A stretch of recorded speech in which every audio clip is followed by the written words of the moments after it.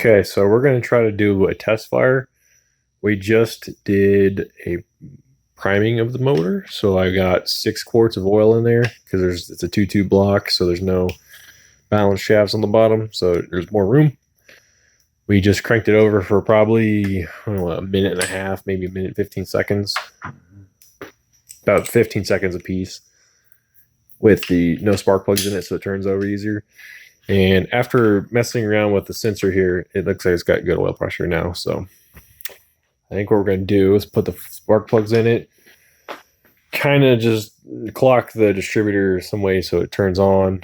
The only issue that we've kind of maybe ran into so far is there's no fuel leaks from all the way from the pump to here, but the fuel rail smells like gas.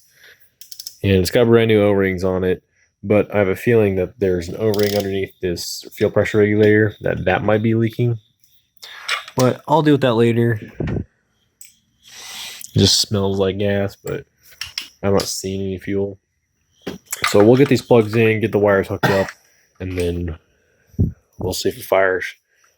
It's got no exhaust on it, so literally the turbo is just pointing straight at the power steering pump. So that might be nice. So far, it sounds good. This may either be a ride or die moment.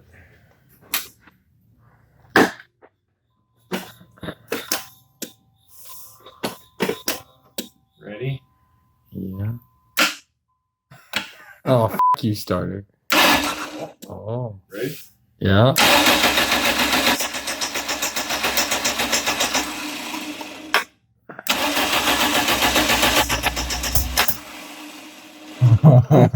Ready?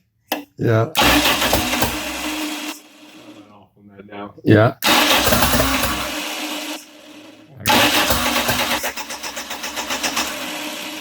And that was at least a full revelation. Where's the smoke coming from? The puff from over here, probably. Alright, so it sounds like the timing's off. So maybe change the distributor a little. Yeah, it's kind of in the middle. So You knew where it was, so I'll let you mess with that's it. rich. Woo! I think this is retarding it, so I might shoot fireballs. Let's see. Okay.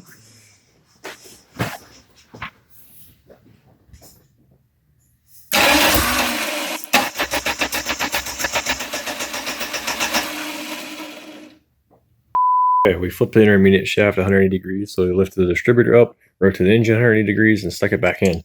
So it'll either shoot fire out the exhaust or out the intake.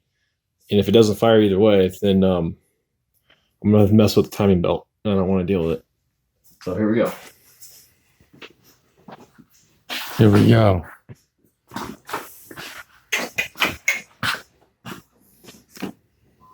Okay.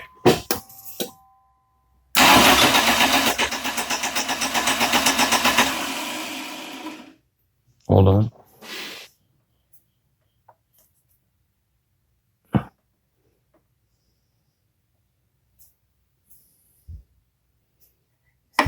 All right.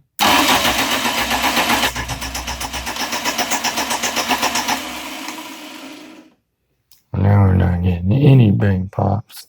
You want to get a spark? Guess we'll check and see if we got a spark now.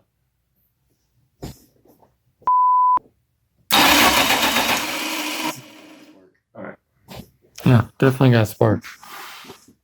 Okay, take 3 or 4, whatever we're on now. Distributor was on backwards, so change that. So now we can clock the timing a lot further. And it should be kind of where it's supposed to be. If not, pick it up, flip the distributor again, 180 degrees, put it back in.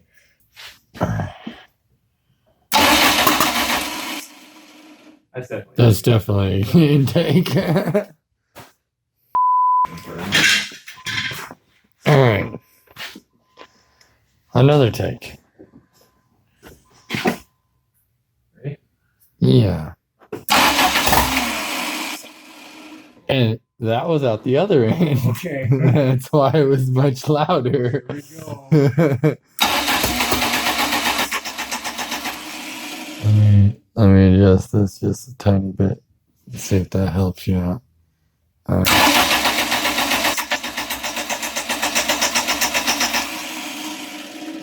back to where we were closer, I'm guessing. There's definitely something up with timing. Alright.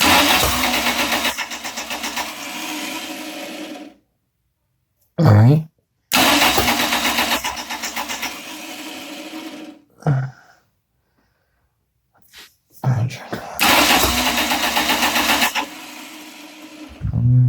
A few moments later.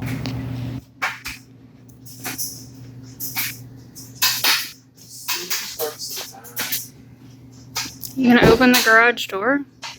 I'm only running for like 3 seconds. I just want to make it start. Oh, okay.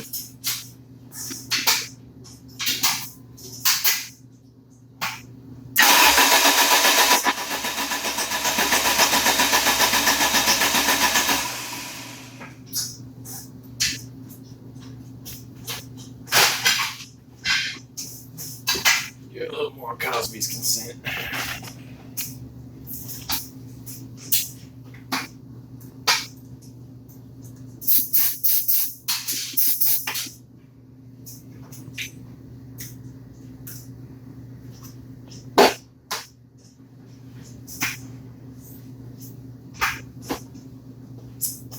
This would help if I plug the coil in. Make the smart plugs go. It should at least make them pop.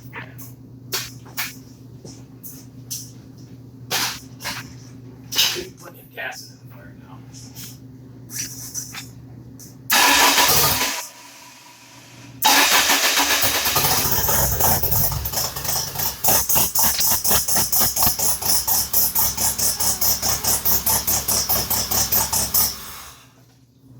The f is that? That's the oil or water. It looks like water. Out of what?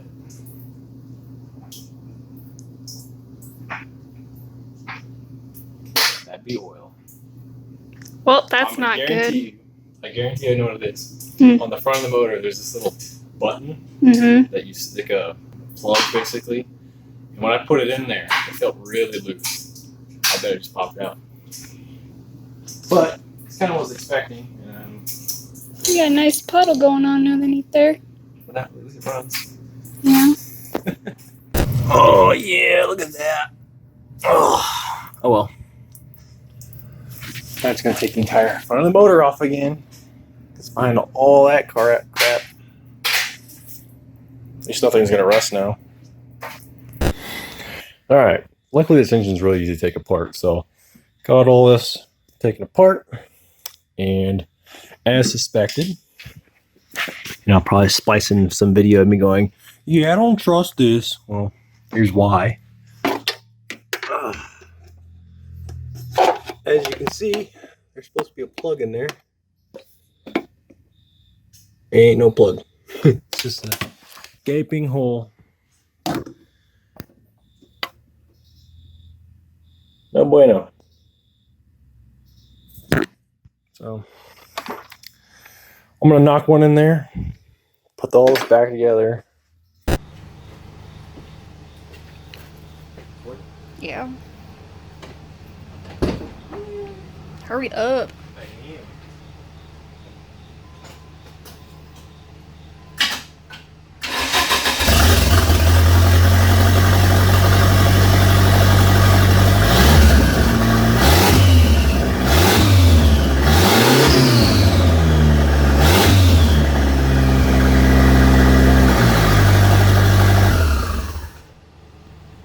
Neato. Okay, I got the exhaust all fabbed up, so this is the template I used. Here's what I ended up with. If you can get this set straight. So I just looked at it. Woo! But this exhaust will work great. So now I just need to put the V-band on the end of it, and I think put the O2 sensor about here. I need to double check. And should be good. Okay, so it looks like crap. Would it work, I think? I need to kind of clean up right here.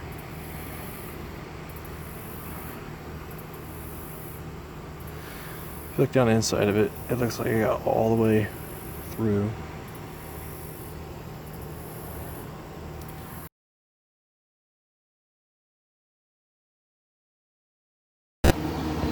Alright, so this is the computer to the Daytona there. I'm going to be shipping my friend Quentin's computer off and this one. So this is a SMEC, so it's a single module computer, whatever. So this is the power board, and then this is the actual control unit. And I think this chip right here, that chip right there, is the actual one that controls the vehicle. So what we're going to do is I'm going to send this out to, I think, Meyer Tuned. I have to check. But he's going to take this chip out and he's going to put a socketed chip, so you could stick another chip in there and swap the chips out whenever you need to swap tunes, or if you want to use an ostrich to emulate a chip. And so what I'm going to do is I'm going to take this pocket knife, go around the perimeter of this, and then pull it out by that, stick it in next to that one, chip them off, and get them all good to go. Okay, got it all pulled out, so now I just need to stick these in a box and get them shipped off.